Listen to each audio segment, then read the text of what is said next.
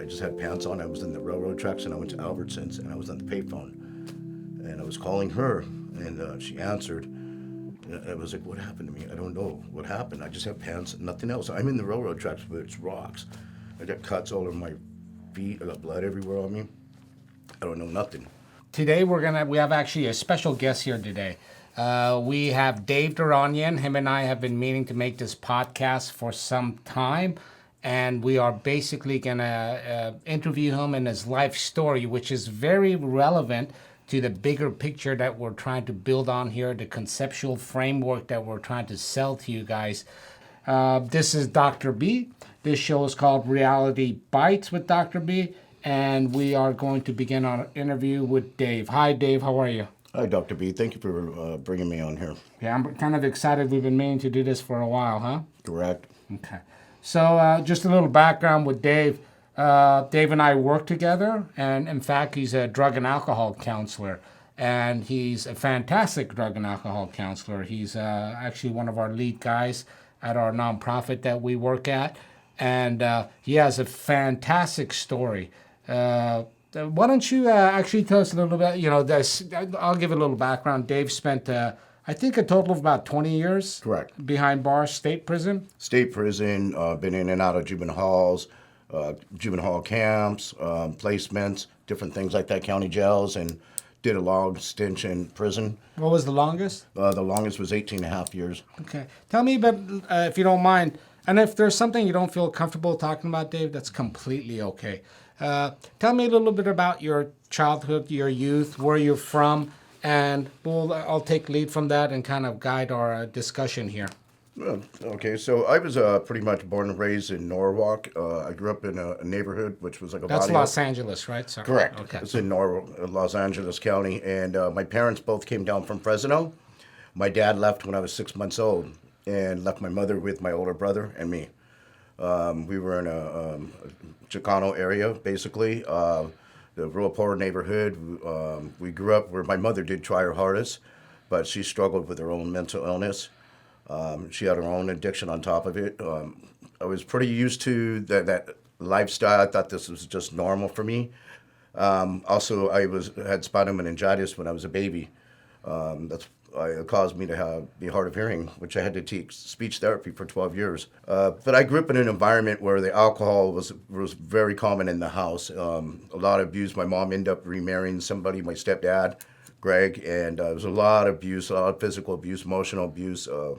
My stepdad, he was a tough guy. He'd been in and out of YA and to prisons and stuff, and he was very emotional, physical, abusive towards me. Due to me not being able to hear, he used to keep me up late at night to make sure I can talk properly. I was one of those perfectionists, but constantly alcohol was always contributing in the house. But there was nights when I would get woke up getting beaten. I had two younger brothers he had with my mother, and there was 6 of us, but then my stepdad disappeared. He took off. The abuse got really bad. I started running the streets at a young age. How old? I was probably like around 7 to 8 years old. Let me slow you down a little bit. So originally you were in Fresno. At what age did you... Well, my parents were from Fresno. When they came down to Norwalk, that's when they had me. Okay.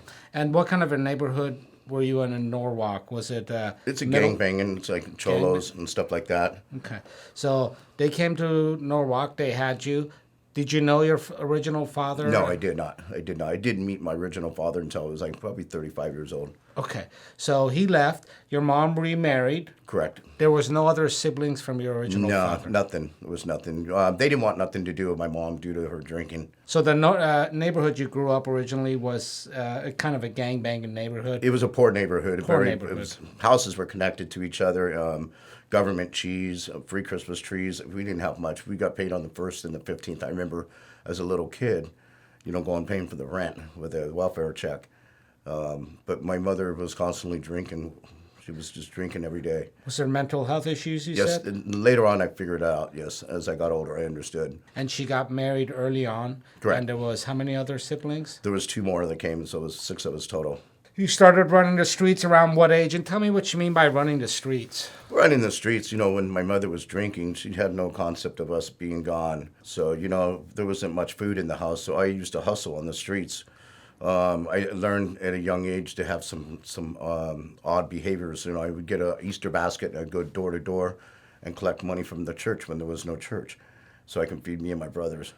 How old were you when you were doing It that? was probably like 8 around the same time, 8 o'clock, 8 years old. It was just constantly like that. But I did that for years like that, different styles, you know, jogathons, marathons, you know, whatever it was to make sure I had food in my stomach, my brothers. Your mom was married at this time Her and my stepdad had already started splitting up again. There was a lot of chaos, a lot of physical. in the house, Oh, yeah. Oh, yeah. My stepdad ended up moving to Gardena. and that's in Los Angeles as well for Correct. those that are not local. Correct. Okay, and so all the siblings were younger than you, huh? My oldest brother, John, was the oldest. I was the second child. The two younger ones, Matt and Gregory, were the younger ones. Okay. How was school going? And was there and tell me about the hearing because that caused and you had that as a baby. Now I do know that if something like that happens, it's critical to catch. And because the cognitive development and normal learning behavior, and this is all well documented in the child development psychology, physiology literature, is critical to catch that early so the child can have an appropriate cognitive development. In addition, I think one thing we should really point out, and those that suffer from these kinds of things know, there's also a huge psychological and emotional impact when you have something like this going on, right? Because the kid might be Einstein, right? But because there is a physical barrier to normal learning and normal processing and normal memory building, they will start to feel crappy about themselves. Can you speak a little bit to that? Tell me how school was going for you early on. You were talking a little bit about how your stepdad at home would keep you up at nights and trying Correct. to tell me a little more about that and give So- us a little detail. Make us really understand and So, you feel know, the what you're reality thinking. was I enjoyed school a lot. I went to a special ed school in Long Beach. They would pick me up from Norwalk in a bus, and I enjoyed school because felt like it was my safe place. My special ed teacher was very loving, kind, gave me a lot of attention. That's what I wanted to be when I grew up. This was elementary school? Yes. It was all through kindergarten, all the way up to like 10th grade. I did a special ed school to learn to speak because I couldn't talk. Okay. I had to do speech therapy for all those years. And you enjoyed it, huh? That was your safe place? It was my safe place. Really? Yeah, And you've told me before when you were young, you wanted to be a teacher. correct. Because I idolized them because they treated me well. I'd never been treated like that, the way they treated me, with love, kindness. What was going on at home, Dave? Just, be honest with you, it was just a lot of confusion, chaos. Nothing was stable. Nothing. It was unexpected. You didn't know what was going to happen the next minute. My stepdad, when he did come over once in a while, he would. You didn't know to predict his behavior. Come to find out later on, he was schizophrenic, and didn't know if I was going to get hit with a shoe or if I was going to get beat up. I've gotten shot with a BB gun by him a few times when I was a kid. Didn't know if there was going to be food there.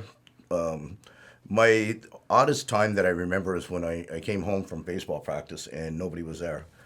And they disappeared. How old? I was probably like about 9 to 10. Tell us about that. I would come home and from baseball practice and basically they would disappear. The whole family would take off for the weekend to go motorcycle riding or camping or somewhere, and I would stay at the house by myself for the weekend. Did they forget you or just there was so much chaos? You know what? I couldn't put wh- too much thought into it. Be honest with you. At first, it was a little bit of fear for me, but then after a while, it was being safer. At least I wasn't going to get harmed. You know, I knew how to hustle for food. I knew how to make money. You know, I would clean people's yards. I did a lot of sorts of different things, you know, to make sure I had food. But the fact no one was there, I felt safe. Did you and just so you know, I do want to know details. I think the viewers do want to know details. Mm-hmm. You don't need to gloss over whatever you're comfortable with. I do want you to feel comfortable and open up. I want to know details because eventually all of this will make sense and give us a framework to move forward as myself as a physician, and I hope us as a society and the viewers have a deeper understanding because I am going somewhere with this in the long run. When did you start having any legal problems with the law or Yes, I started having legal problems probably when I was 13 years old Can you tell me a little bit? Basically, I was stealing out of grocery stores. I got arrested for that. I broke into a school. I had a lot of anger issues too. There was a lot of sorts of things going on with me. The anger was pretty bad. But just constantly trying to survive just to have food in my stomach. Tell me if I'm wrong. I don't want to put words in your mouth. Most of your criminal deviant behavior was really for survival mechanisms, or at least early on. Correct. I mean, and I don't want to put thoughts in your mind, but I do want to help you formulate whatever you're saying, because this is actually, it might not be the most comfortable form, and it's cool of you to share with us. Would that be correct then? It would be correct. It would be correct. It was also, too, at the same time, I didn't get much attention at home, so some attention's better than no attention. I kind of got excited doing some of these things. I really did. Doing the things that, people didn't catch me for. I really did. I got away, but, when I got caught, it was like I would go to juvenile hall and I got fed. I ate good. At least I was safe there. I had somewhere to sleep. And I find it really interesting about the safety of being at school and feeling appreciated. Correct. And feeling that there was hope. Tell me, how long did that continue on throughout the whole time you were in school? Yes, it did. It did. Until I got to high school, it kind of changed a little bit. I personally think it's when I started changing in my life, things got really out of hand. I started acting out a lot more. In high school? Yeah, and I started getting caught for things. Used to get away with things, I started getting caught. I got kicked out of my high school. It was very embarrassing. That's when I was sent to juvenile camp. I broke into someone's house. I stayed there for 2 weeks. Why did you do that? They were on vacation. Yeah. And did you do it by yourself? A friend of mine did it with me. And what were you guys thinking? Why did you? I'm trying to really get into in your mind, what was going on? What relief were you looking for? What gain were you looking for? Just something to do. Was it exciting? Was it some food? It was a combination of things. It was exciting. It was also, I didn't just break into someone's poorhouse. I went to La Mirada in Los Angeles and broke into someone's rich home. And I robbed their whole house. I did. And I called a lot of the friends from the neighborhood, the ones that used to beat me up all the time, just to get some attention from them, like to validate me. Yeah. And that didn't work out. Why not? Well, because they had their own addiction. I didn't understand that at the time. They had their own addiction, but it was basically they just took advantage of me, and I was naive as a child. How old were you? I was 14 on that one. Tell me when substances started coming in. Substance was before that. Substance started maybe around, my stepdad gave me my first alcohol when I was like 7 years old, and it was on Thanksgiving. And what happened was it was all me and my brothers and my mom sitting at the table, and which was rare. My stepdad had told me and my brothers if we wanted a drink of wine. We made a glass of wine, each and every one of us. And my two brothers puked, and I didn't puke. My dad was really proud of me. You know what I mean? I was like, I can do it again, and he gave me another one. Did you feel validated? I felt validated. Oh, yeah. I felt accepted for once. If any type of way I felt like I got acceptance, it made my day, for the momentarily. Yeah, didn't last long. Tell me how that escalated in terms of substances, including tobacco. So my substance, I always tried a lot of things. Like I smoked pot, I smoked sherm, PCP. Mm-hmm. I did cocaine, I did methamphetamine. I even got arrested for sniffing whiteout. This is in your, 8, 9, 10, This 11, is 12, 13? From 11 to 14. Okay, keep going. And when I was 14, and I used to take care of my mother when my stepdad wasn't around. I was the fixer. I made sure my mom didn't, something happened negative to her. I was a little kid. I wait at bars at 2 o'clock in the morning, wait for her to come out. Really? Yeah. In Los Angeles? Yeah. Yeah. And then you take her home? I'd make sure she got home safe. That's just what my routine was. But when I was 14, I did this all for years, but when I was 14, she sobered up. She almost died, and I got called at school. I went to visit her, and when I went to visit her, my heart broke because I seen her hooked up all those tubes, and it really scared me. I'm a kid, and she sobered up, and from that point on, when she sobered up, she really didn't need my help no more. How interesting. Yeah, because I've always been the, save my mom, and she didn't need my help. That's where my addiction kicked in. That's where I started drinking and using more, and I got introduced to crystal methamphetamine, and I started doing crystal meth. How were you doing it? Smoking it? I started off smoking it, snorting it. Eventually, I ended up IV using it. Okay, so meth was sort of the first hard drug, if I understand correctly, around 14 that started escalating. And it was when your mother sobered up, ironically. Correct. And she went back to school. She started getting her life together, and moved to a middle class. We got out of the neighborhood. Was she still with your stepdad? She is. No, she's with her new boyfriend. At that time. Correct. So I'll add my interpretation here without imposing it and having Dave agree with me. I think those first formative years are so important. And part of my thesis, which is not really my thesis, I'm borrowing from a lot of smarter guys than me. Well, number one, those first few years are so formative. Our development is so critical. They need, and you can show this, and it has been shown if you look at hormones released in the body all the way, well, actually before birth. But again, those first few years are so critical and so formative that dysfunction, any dysfunction, so much for dysfunction to this extent, can really, really destroy. I don't want to say destroy. I want to say can really lead to a potential for disaster and social dysfunction and individual dysfunction. And I think it's interesting because Dave here, his safe place was at school. And that nurturing feeling, that safety feeling, that warmth. And if you folks pay close attention, this is very analogous to when I describe somebody using opiates or any drugs. He was getting that nurturing safety feeling. Instead of getting it where he's supposed to get it at home, he was getting it at school. And a sense of well-being, validation as a young human being coming up and starting to realize his own existential place in the world, whatever that means, but there has to be some security in that. It was taken away from him. And ironically, it was his mother sobering up. But now he's 14. And he is in a potentially dangerous situation. That's my take on it. I don't look at you when I tell you that, Dave, only because I don't want to impose my interpretation on you. I want you to give us your interpretation of whatever is going on. So, okay, so at 14 and then at high school, you said things started to go a little bit off. Correct. Tell us more. And again, the more details, the better. So like around 14 years old, I was breaking into people's cars, feeding my addiction, breaking into people's houses to feed my addiction. Wasn't eating. I was mainly breaking into people's houses to get the meth correct addiction. Correct. And I hung around a lot of guys under the bridge. I lived under the bridge too at that time. You weren't living at home? Not no more. I decided to take off, and I was living under the 605 freeway in Norwalk, Los Angeles, California. It was by choice.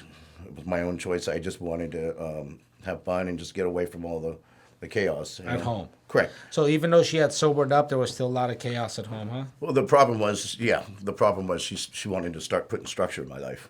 And it was a little too late. Exactly. And I felt like, no, this isn't okay with me.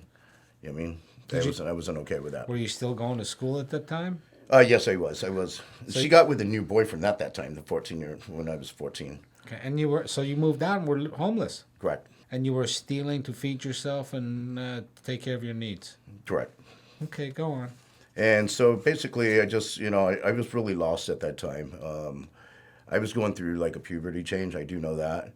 A lot of mixed emotion feelings. Everything was just confusing for me. I would still show up to school, but I also worked at a pool hall place during the nighttime. Cleaning tables. It was called Varsity Billiards. Varsity? Billiards. Billiards, okay. It's a pool hall place. And I would stay there until like 1 a.m. cleaning up the tables. And sometimes this lady that owned the place would let me stay at her house for overnight and shower. And she would take me to school, drop me off at school. I was still doing methamphetamine, going to school, breaking into people's houses, working at the place. But I was always looking for validation from older guys, older girls. A lot of people hung out with like heavy metalers, punk rock music. Just got involved with the wrong people. Tell us what the next turning event was. By the way, when did the opiates come in? Opiates came later on in prison. Okay. All right. So we're not there yet. So it's mainly meth, alcohol, and weed right now? Correct. And PCP. I was smoking PCP a How lot. often were you doing that? I would do that once every month. My friends would get a hold of some. We'd be doing it. Okay. Were you involved in any gangs? You know what? No, I wasn't involved, but I was in. What I mean by that is I grew up in the neighborhood, so I participated in a lot of the events that they did. Right. Okay. So you knew them and they were, I don't know, associates in some ways. Huh? We grew up together, so we knew each other as kids with regular names, not nicknames. How come you never got into gangs? Because I was always bouncing everywhere. There was no stability. I was always bouncing from one area to another area to another. I was never comfortable being in one spot. I didn't want people to know who I really was. So you were going through high school. Go on with your own narrative. My next turning point was when I broke into someone's house. That's the one I stayed in for 2 weeks that I told you about. Yeah. I eventually went to court in Los Padrinos, and they sentenced me to juvenile camp.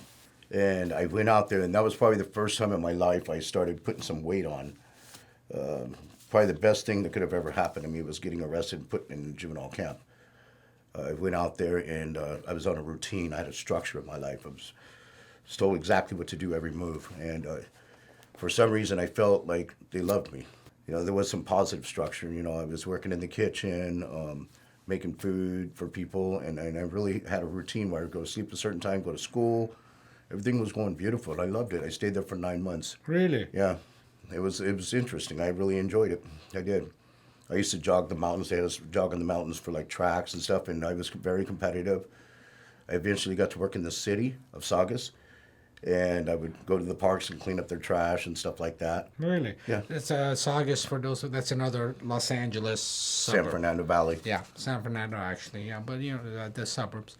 And that lasted for 9 months. How was your relationship with mom and everyone at home during that time? It was pretty distant. It was disconnected. It was very disconnected. It was distant. I really didn't associate too much with any of them except for my brothers. I did associate with my brothers as much as possible. Okay. They went through the same struggles as I did. They did? Yeah. They had just different ways of dealing with it. A couple more gangbangers into gangs. So it's a little different. What happened after the 9 months and how old were you? I got out. At the time I was getting out, it was close to 16. Okay. I got out and I got a job at McDonald's, my first job. Cool. Yeah, I was flipping patties, and I was thinking to myself, wow, this is interesting, flipping patties. I remember flipping over 100 patties at a time, but I got bored with that type of routine job at McDonald's, and I started hanging around the wrong people again. So Were you back in school? I had to go back to school. I was getting ready to, I only had a little bit more credits to do. Were you living at home? Yes, I was. Okay. Back to school, living at home. You got a job at McDonald's, but you got bored with it. I got bored. I got bored with it, and I started hanging around with the wrong people, the girls. I started hanging around with other females, living at their houses. I eventually started living at their house, I was doing my own thing. And I was on probation at the time, but I continued to start using drugs and alcohol again, feed my addiction. I started feeding my body, but once I did that, things went bad again. Tell me why you did that, do you think? If you had to explain it on retrospect, and if you had to give an insightful but rational, honest, if you were before God today, it sounds like that camp, which is interesting because believe it or not, all children are looking for structure. They're looking for stability. They're looking for validation and opportunity to grow. It seems like that camp, although it's many years later now, not when you're 1, 2, 3, 4, 5, gave you a sense of that. But something afterwards, and this might be because now there's so much dysfunction built into your psyche in those most important formative years, it's almost a knee-jerk reflex to go back unless someone comes in and really guides the shit out of you. You tell me why go back to the drugs and alcohol?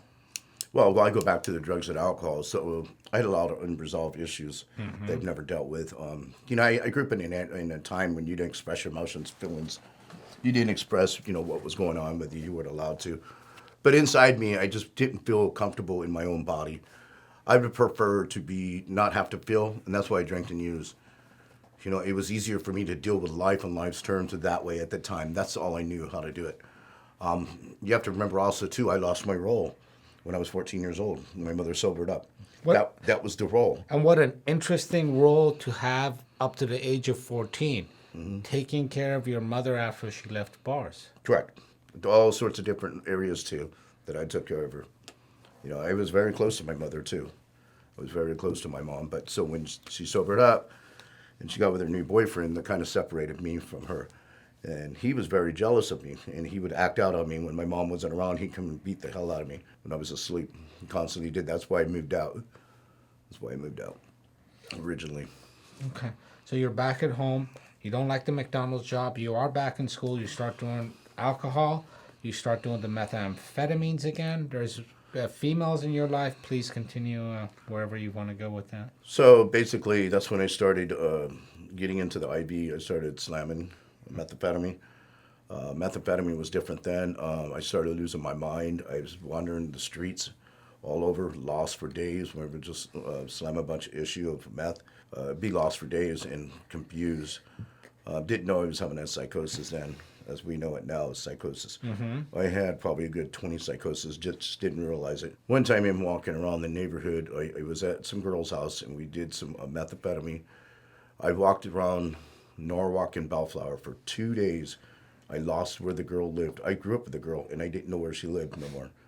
That's the psychosis I was having. And I had a Del Taco food in my hand and I walked for 2 days and I brought the food finally after finding it in the house for 2 days. Wow. I was gone. I was lost. Yeah. Were you back in school at this time? No, it was like hit and miss. I was basically showing up when I wanted to show up. It was just getting bad. It was getting real bad. Any intervention from mom or No, family? no. The interventions that they would give is just stop, just quit, just like I did. That was their type of intervention, was just basically quit. My mom's boyfriend tried to make me quit behind different reasons. And it was like punitive damage for me. It wasn't therapeutic. It was punitive. Correct. It didn't work well with me. Okay. How was your probation going at this time? Probation, I was disappearing from my probation officer.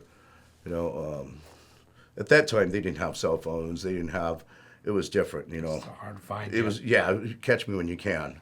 Yeah. So I knew to disappear.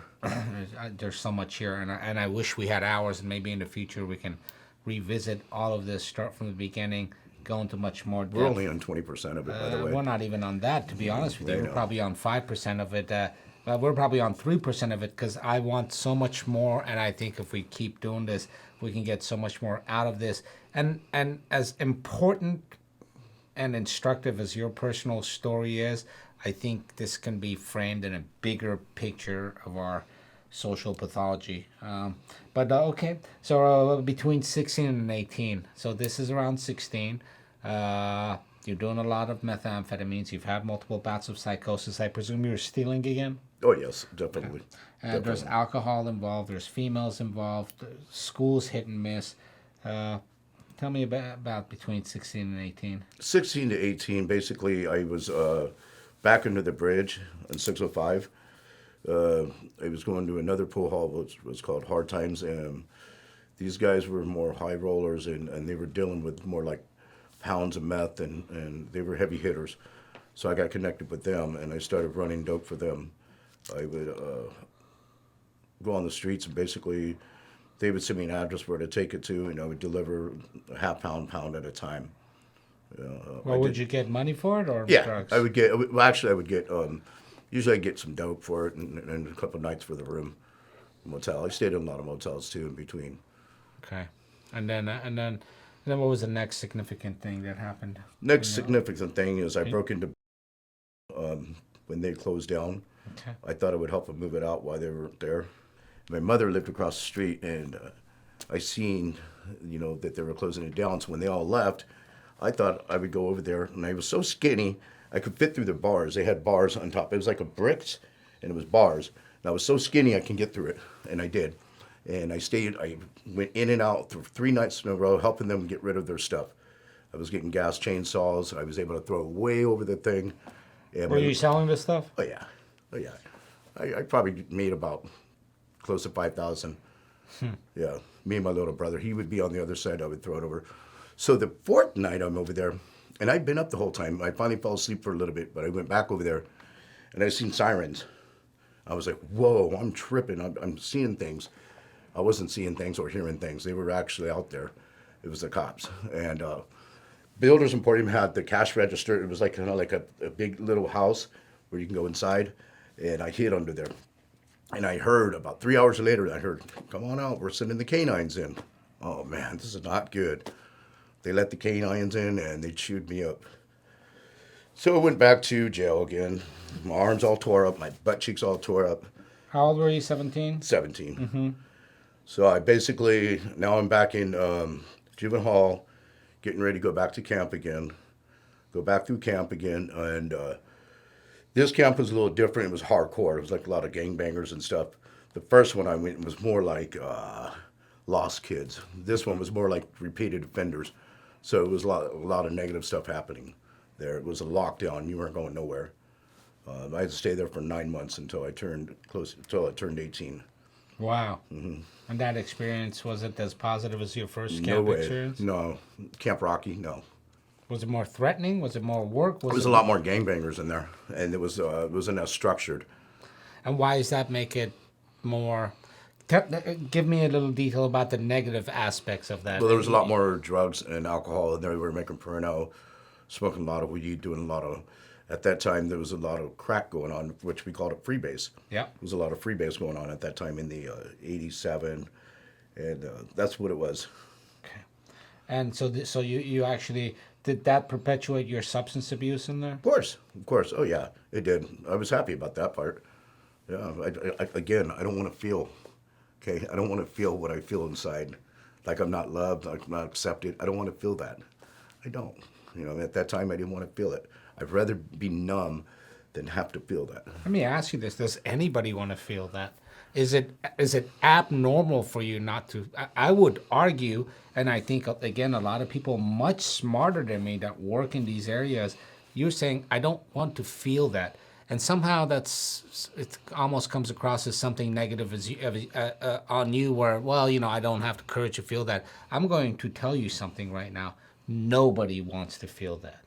An appropriate human development in the right social context, the goal is for you, me, Odie, nobody to feel that. Right. But this is the difference, what I see. Okay, so then I didn't want to have to feel what I had to feel then. Today, I'm okay with it. Yeah. Well, you've had to actually... But there's not much stuff going on in my life. There isn't the negativity going on in my life. My life is pretty normal compared to what it was then.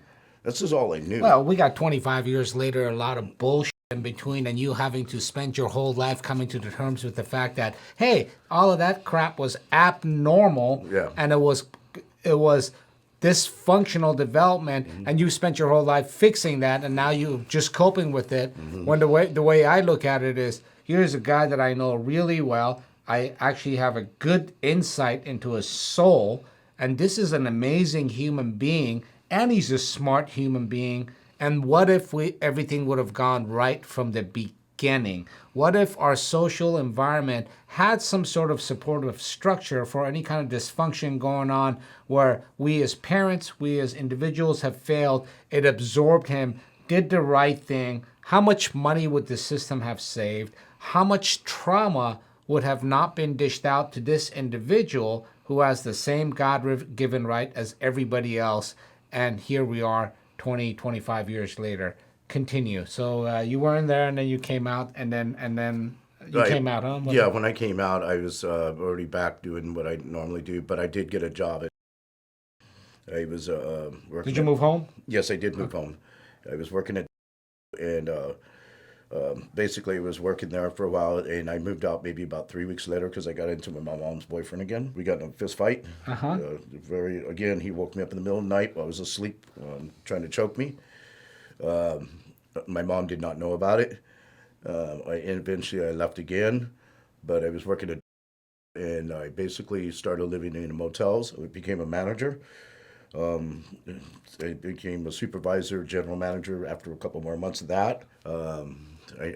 Everything I've always worked, I've always became like a manager. I was going to say, it just shows what a capable, smart young man you were even back then, because you could hustle pretty damn well, right? Yeah. You could figure out to do things in a way that made it work and functional. You go to work at a motel, you go to work at, and you do, it doesn't seem like there's any problems at work, and you could have done really well. So you became a manager, you moved Became a in. manager. Then my criminal mind started thinking. I started doing gigs out of.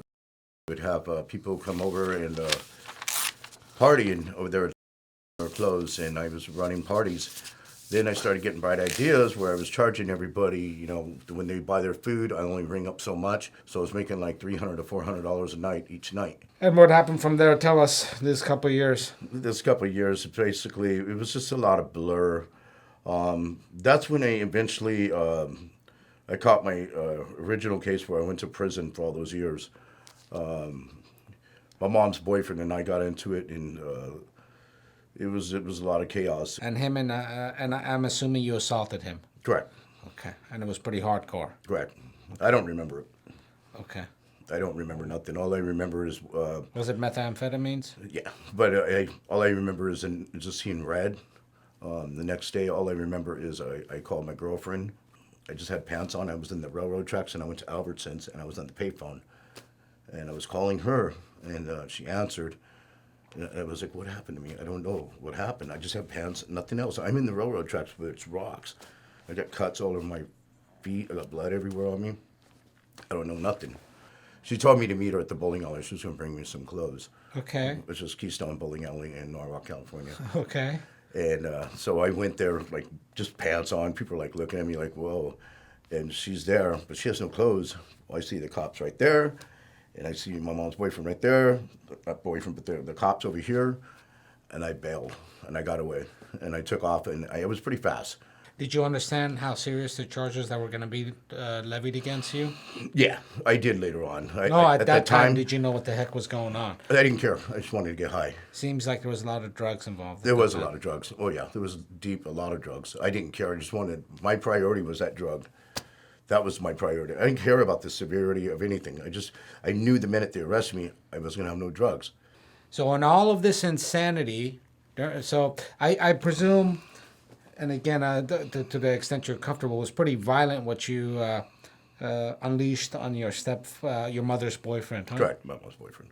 A lot of, it was pretty violent, huh? Mm-hmm. And afterwards, I don't know if you knew you were going to be, I mean, I guess you didn't even think about it, huh? No, everything was an impulse back then. For me, everything was an impulse. Basically, it was just survival for the meth. I wanted to get more meth. That's all I cared about at the time. I just wanted to get high. I didn't want to have to feel. I didn't want to have to feel it. And at that time, I really wanted to die. I really didn't care about living. I didn't care about living at that time. I didn't care about living. I had so much stuff inside me that I never dealt with. When I look back at it now, it's sad. There was nothing back then, to therapy. There was none of that. Especially if you were poor. That was and I had a thing against rich people at that time. Rich people got taken care of. Me, no. So my family didn't have much money, so there was no resources for us. I'm going to argue with you that you didn't have anything against rich people. I'm going to argue that you were in certain set of circumstances and you were looking for an scapegoat to unleash your anger. Correct. And a justification as to why I'm so screwed. Why am I in this situation? And it takes 25 years to have introspection and retrospection. Mm-hmm. And at that moment, obviously, we're not having that. So it was like, it's their fault. I always blamed everybody. Come on, that's what I did best. That's what I've always done best. Blame. But I did blame the rich people when it wasn't them. But that was easier for me to do it that way. Because I was very poor. I was very poor growing up. I envied people that had got their kid a car. I envied people that was able to go to college and parents paid for their college. I envied them, and the thing is it wasn't their fault. I look back at it, no, I was looking for a reason to blame somebody else, It's easier for me to do that than blame myself. So Dave, what I want to do is, this is a fantastic story, and we are going to get into the point where you started another journey in your life, okay? What I want to stop you for a second. I want to let the viewer know a few things. Again, I blame all of us as a society for this situation. All of us. And it's an indictment on our social structure. I think that will declare itself as we do more of these. But more importantly, Dave is about to start a new journey on his life, and it's 20 years behind bars.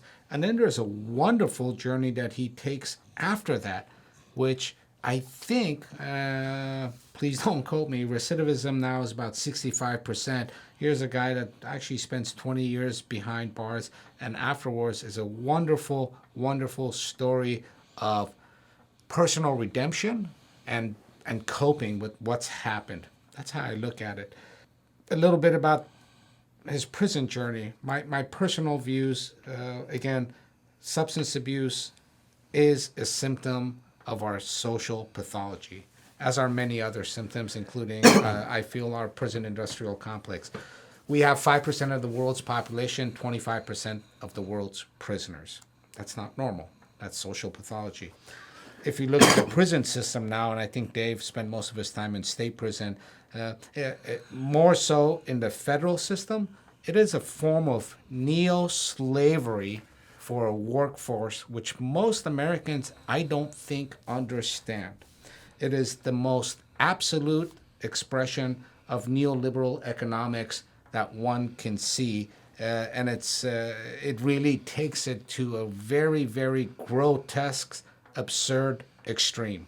It contributes, but the prison system is basically a privatized work camp, completely more and more so being encapsulated by the corporate structures of our society. Everything from their productions, which you may not know, but everything from Victoria's Secret to Starbucks have a stake in this at guys that are working $28 a month producing for them. In addition, prisons themselves are more and more being privatized. Everything from their commissary, everything from their letters, and it's a dehumanizing experience, which really contributes to the first part of Dave's life. And as Dave tells us more of the story, and I'm a little bit familiar with it, you're going to see how all of this leads to whatever you want to call it, social isolation, existential angst, that need for validation, warmth, and security that he has been lacking since he was a young child, which really is analogous to what substance abuse does. We're going to cut it off short today. Dave, we want to continue this. I just think there's so much here, and I hope all of this makes sense for the reader, for the listener, and those of you watching this on YouTube. Okay, so Dave, if you don't mind, we will continue this. There's a lot to this story. I really look forward to it. And I think at the end of it, when we get to today, there's a lot of hope. Correct, there is. I want to thank you so much for sharing with us. Let's continue this next time.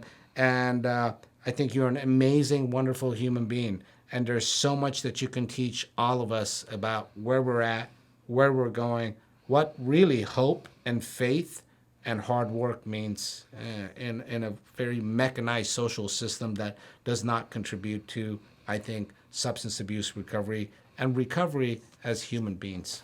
Thank you. Okay, Dave? Thank you very much.